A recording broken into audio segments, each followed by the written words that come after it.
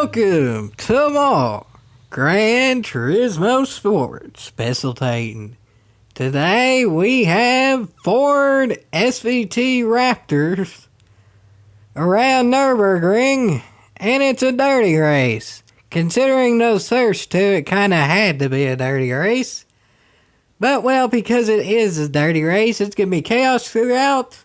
But, well, it is sort of kind of a long race. So if you want to go to about where the finish or the competitiveness that would affect the finish most would be, that would be around about the 18-minute mark or so, I assume. So anyway, I'll go ahead and do the whole thing. But, well, honestly, this one's going to be pretty big and long. So again, 18 minutes or so, I think, would be about where the run to line-ish would be, like that last straight and such. But anyway, for now, it's literally anyone's race, because no one races good at the nerve. Seriously. I've never actually seen anyone in dirty racing who's like a really good Nürburgring driver, ever. Like, there's even dirty racing that's pretty much specifically on Nürburgring. Like, actually, Juan Pablo 42, he's one of the people who'd like doing the dirty racing at Nürburgring. Like, actually, in GT5, he had a fully tuned Dodge Ram lobby at Nürburgring that I got all of, like, one win in total, because I'm terrible at the Nürburgring. But, yeah, even so, even when people specifically practice on it, they still doesn't necessarily mean they're going to be good at it. This appears to be the best Nürburgring driver as of now, but, well, I mean, just look at the field in general, and y'all take your pick early, because, well, it is early, and literally anything can happen at this point. For those of y'all who remember back to GT6, but haven't necessarily raced in dirty racing with GT Sport, Finn Rider 2000 is our contender, and then everybody else, I think, has the same account, or at least close enough name to the same account where you know who it is. But anyway, as of now, actually the field's sort of kind of spaced out somehow or another. With this early of a race, it's not really that big a deal. So I guess probably the best thing here to do is just go where the main chaos is. And I'll be quite honest, I didn't try that hard in this race because I'm terrible here and I knew I wouldn't win anyway. So that probably made for me causing some of that chaos. But, well, dirty racing, so that's allowed. There's two cars in each other. Ghosting is supposed to not be a thing in dirty racing, but for whatever reason, I don't know if it was host mess up or if that's just how it is on this track. If you cut the track, it resets you, which is sort of stupid for dirty racing in general. But then when it resets you, you're ghost, which obviously in dirty racing is an advantage, because that means while you're ghost, you don't get hit. So hopefully that doesn't end up coming back to haunt someone, but later in the race from someone being ghost. Because that could end up affecting some finishes. Because you could cut that last little bit of, like, the real Nürburgring, part of the Nürburgring, like, before you get on that last straight, that's the GP bit. If you cut that, you're probably going to go ghost, so that's going to be chaotic. But anyway, this is also chaotic, so this is now, let's enjoy this. Hopefully nobody gets haunted by the ghost glitch, let's just say that. This is really about the only bit where you can cut and get away with it. I think the only reason they allow you to do that is just because it's a lower speed section, so really you don't gain all that much time, I assume. Really, I don't understand Nürburgring logic, or PD logic, but this is both, so I don't know. Nürburgring doesn't even seem to like Nürburgring anymore. As I mentioned in other videos, they don't even allow, like, fastest lap testing there anymore. So, yeah, I don't know. But anyway, I do know that it's at least going to be chaotic around here. I'm terrible at this turn. Most people are terrible at this turn, so... Well, yeah. There's that, folks. There's that. Oh, Jiminy Cricket. I'll go ahead and say this, too, is... I don't think there's any, like, mercy rule. Some host is different with dirty racing. It's kind of, you want to stay relatively single file to try to catch the leader. I think in this, especially at Nürburgring and trucks, it's kind of just a free-for-all. there is no trying to catch a leader for this one, so it's gonna probably stay chaotic, at least in some area or another, the entire race. Oh, Jiminy Cricket. See, like I said, I don't get that rule. In my opinion, you should be allowed to cut in dirty racing. I don't know whose fault that is, but that's a thing, and it's kind of an annoying thing. But anyway, continuing on, this is kind of spaced out a little bit, so let's see if the top is any better. It's still chaotic, may not be better, but there's spinning and stuff, at the very least. And there's drifting there by the Flying Finn Rider 2000, our contender, so that's something. Don't know how you really drift a truck, but you're doing it. And I say truck meaning Ford, because there's no Ram in this game for cotton picket sakes. Why is there no Ram? I've never been able to actually drift much heavy four-wheel drive in this game very well, and this is the heaviest of the four-wheel drives. But when GT6, a Ram could drift pretty much effortlessly, and it actually was the heaviest of the four-wheel drive trucks. There was only one that was actually technically counted as a true truck, and that was the Ram, but they were kind of like the SUVs and stuff too. And then there was also that Rainstormer, but I don't really think it counts just because it was like a concept and it's like something completely different. But I think the Dodge Ram was actually the third heaviest vehicle in GT6, and it drifted effortlessly. These are the heaviest vehicle in sport, and they don't really drift at all, so why can't we get a Ram? It's heavy, so it's good for dirty racing. It's going to be faster just because that's how, like, the logic works or whatever. The Ram generally has the acceleration, it seems like, for GT6 at least. And, like I said, it drifts, so why we don't have a Ram is beyond me, but anyway, these aren't bad. I mean, it's better than if we had, like, a Toyota Tacoma or something like that, which we had in 6, but that's another thing, too, is I don't see how it'd be all that hard to get trucks into a video game. Are trucks all that expensive to get licenses for? I wouldn't really think they would be, because generally, especially for simulator-type games, I assume they'd kind of want trucks in them just because it'd make them look better or whatever, because generally people don't necessarily think of trucks as being fast or fun to drive, but then boom, you put them in a simulator, people have a chance to drive them as fast as they possibly want, and then that might give people a higher opinion of them, especially internationally, and then they sell better. It makes sense to me, but whatever. But anyway, it's still chaotic, so I can't complain that much. Be better in Rams, but, well, this is what we got, and what we got could be worse. It could be Toyotas. So, anyway, I still can't drive the Nürburgring. That's not going to change anytime soon. But, luckily, no one in this general pack is all that dandy driving it either. And actually, this is a decent general pack. The leaders are... well, there's boost and draft and all that, like all the dirty racing, but I assume they wouldn't have necessarily been the favorites. I mean, I'm not necessarily saying they're bad, but they're different names than you usually see in front for stuff that say Dirty Endurance Racing League or just general dirty racing videos I've done in the past or stuff like that. And then some of that's just now changed, so I'll be quiet for a minute and just let it sort itself out. Or I sort some people out. Either or. That's also fun when I sort people out. And, well, I think I sorted a few people out there, but I think I just got sorted out, too. So, yeah. You give some hits, you take some hits, but that's part of the fun of dirty racing. This little bit, I'm pretty sure you can cut, too, but that's just because, well, it's a little bit there. It doesn't really affect too much. Maybe, and I'm saying this really tentatively because I doubt GT puts this much effort to classifying vehicles.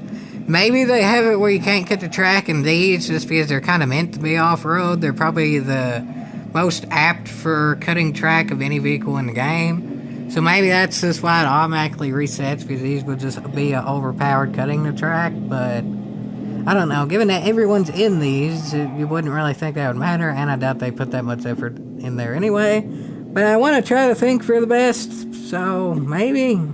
Kind of doubt it, though. But anyway, still a good race. We're getting relatively close to halfway. This straightaway will bunch everybody up.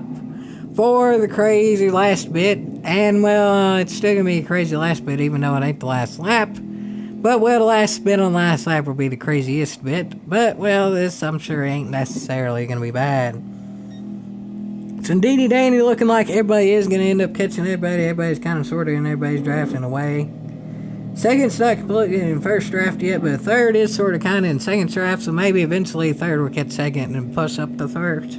Plus, there is also a boost, so, well, we'll see. Jiminy Cricket. Draft is OP. What the? Not gonna question that. That was some lag and a half right yonder, but whatever. Maybe it's just someone playing safe there and trying to make it look like they get wrecked or something, just so it doesn't look like they're intentionally slowing themselves down because it makes them not look as, like, strong or whatever. Because, again, you can't cut this, so there is no long-range dive bombs, which is stupid, but that in and of itself creates its own chaos because where you can only do so much around there. That's about the max you can do there. Any more than that, it's a cut, but, well, that kind of ends up working out for Finrider, our contender there, because our contender might be fast enough to catch the leader. Now, as far as I can tell, the leader's a new name. Maybe it's just someone I forgot or something along the way, or maybe it's somebody who raced DRL back when it was kind of ending and I didn't do it anymore. I don't necessarily recognize the leader's name all that well. Doesn't necessarily mean they're faster or slower or whatever. It might just be someone who's new to dirty racing, sort of kind of, who's just a good all-around driver. But, I mean, we'll see as time goes on, too, because, again, boost, draft, and stuff. The real skill of dirty driving isn't necessarily getting to first, it's retaining first. As of now, first is doing that, though, but, again, there's still pretty much half the race left, so let's get to where there's more bass and crashing, and there we go. I was going to say smashing, but we're already kind of sort of there. Where in the blue blazes is that blue truck? Okay, that was no smashing needed. That was just, I don't know. But that blue truck literally just came out of nowhere there, so yeah, that was interesting. And that was also interesting, and that fifth place is going to end up being lower. Actually, already is. Was fifth, now seventh. Actually, was fifth there for a minute, but that was probably like ninth or something. But anyway, that one who's doing the flips did many a flip there. So yeah, there's that. And you can also cut this turn, which absolutely makes no sense, given that that is a turn that sort of affects things. Because especially in these, you have to slow down if you take that turn properly. So I have no idea. I don't get the logistics of where you can and can't cut on this track. It honestly doesn't make much sense. But there's some that you can cut, some that you can't cut, and generally the ones that actually let you cut are the ones that aren't gonna, like, have an effect either. Like, ones at the beginning of the track, except for here, because that's sort of a blatant cutting area, they generally allow, but ones at the end of the track where it would actually take some strategy and stuff are the ones they don't allow you to use at all, so I don't know. Anyway, this is chaotic yet again. That was crazily chaotic the first lap, and it's really just chaotic this time around as well. So, well, that's pretty cool, folks. Everybody eventually made it in that little bit, but, well, some people made it out better than others. I just heard a big clank back there. And, well, this is more towards the back of the pack where the bigger clanks are. But that doesn't mean they're any less interesting and or awesome, because, well, it's big, heavy vehicles hitting each other, so that's cool. Anyway, let's go to... I was going to say go up higher for big, heavy vehicles hitting each other, but there we are. We already are there, and Jiminy Cricket, that General Lee livery on a Ford just passed like 5 trucks in 5 seconds or so there. Why would he put a General Lee livery on a cotton-picking Ford? Whatever. Race for lead is still kind of sort of non-existent. Jiminy Cricket, I mean, I'll give First credit. First is retaining the lead, so good job there by First. Boost is on and all that, and still has a lead. It's not necessarily as good as it once was, but I mean, again, Boost is on too, so you sort of kind of expect that by default. So, I mean, yeah, good job First there. And it's gone. That was weird, to say the least. I mean, maybe that was sort of kind of on purpose because First saw he was getting caught anyway and trying to do strategy. Because it's sort of better, in a way, to have someone right on you in dirty racing because you can predict their moves better than having somebody like 50 feet away from you, because then you could have a long-range dive bomb, or you could have like a, not necessarily a dive bomb, but like a boost type thing, like boost and draft will make second have so much momentum we can't really do much about it. But when second and first are right there by each other, each can kind of counter each other. So therefore, generally no one gets wrecked big time, and that's sort of kind of what's going on here. Second is a little bit far back, so maybe there could be a dive bomb here, but actually this general section isn't necessarily gonna hurt too many people if they dive bomb, just because, well, it is wide there, and everybody's sort of using it being wide there. That was probably smart all in all by everybody there. This first, who's now second, sort of kind of overdid it. And is cracking under pressure, it looks like. So, yeah. Hopefully first ain't gone. I don't think first is gone, but we'll just have to see. It really depends on how aggressive second gets at this point. If second tries to fight for second, then first might be gone. Again, as I established early in the race, I don't think this is necessarily a go get the leader type room. So, we'll see. It kind of depends on the second place driver, how everything else would play out this race. And, well, the second place driver is messing up sort of kind of a lot. So, it looks like the new second place driver seems to know what they're doing. Just maybe to catch first. And, yeah, I would say Finn Rider / our contender knows what they're doing. So, well, we'll see. First place driver is another name that is recognizable. But, I mean, y'all can take your own bets or whatever on who might be faster between the two of them. And as of now, it looks like it might be between the two of them. But again, if those two get racing, everybody else will eventually catch up too.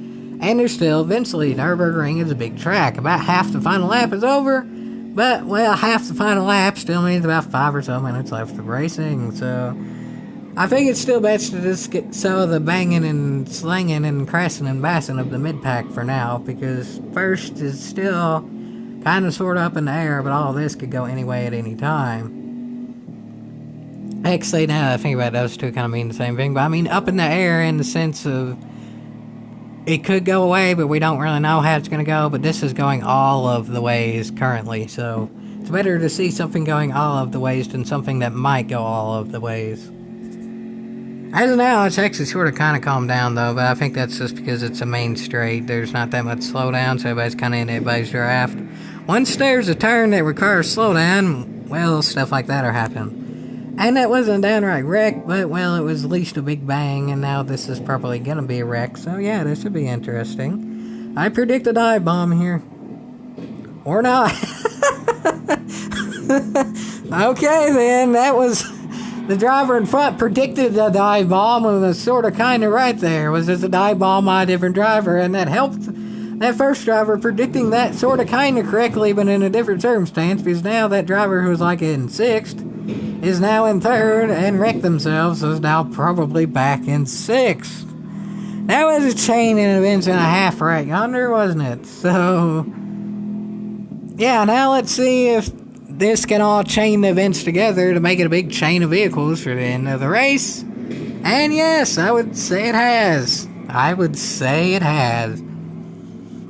This is the point where you probably want to start tuning in for the end of the race. If you just now, like, moved over to this point or whatever from the beginning where I said that might be the best way of doing it.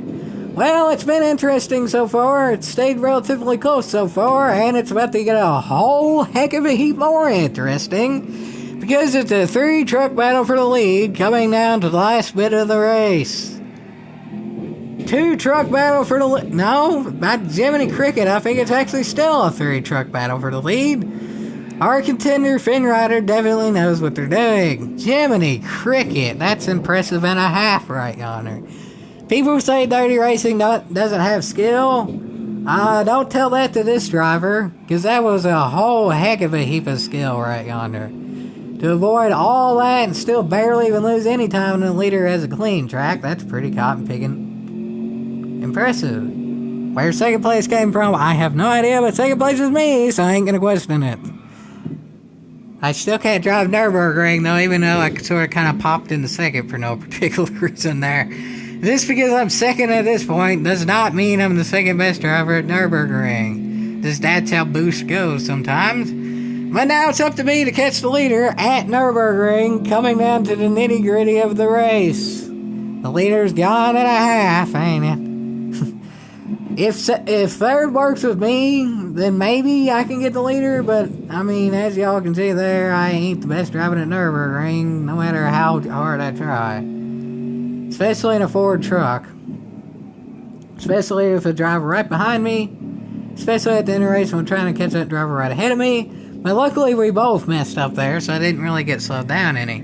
Which means, as long as I can get around this turn okay, which at this point I'll be honest, I'm sort of kind of blowing it down so that I do, I'm going to eventually be in first place's draft by the end of the straight because Boost will put me in a draft.